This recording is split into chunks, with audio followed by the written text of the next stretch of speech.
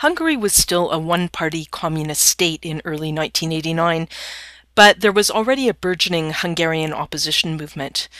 And one big focus for the opposition was the interpretation of an uprising that had taken place in 1956 against the Soviet-backed government in Hungary. The communists had called the events of 1956 a counter-revolution, but for the opposition it was a popular uprising, and in early 1989 a key communist reformer agreed. Imre Nagy had been the Hungarian Prime Minister at the time of the uprising. He had been tried for treason, and Nagy and his associates were executed and buried in an unmarked plot. So 31 years after those executions, in June 1989, Nagy and the others were given a state funeral and reburied.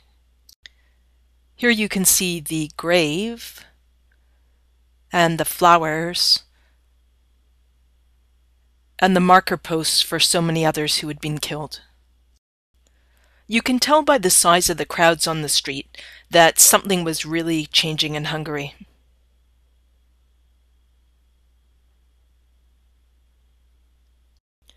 This visit by the US President George Bush in July was seen as an attempt to monitor progress after more than a year of reforms by the Hungarian government. Just over a year before President Bush arrived in Budapest, János Kádár had been replaced as General Secretary of the Communist Party. Kádár had been in charge when the Nagy sentence was passed, and in one of those strange twists of history, Kádár died just as a court in Hungary was legally rehabilitating Imre Nagy and his associates.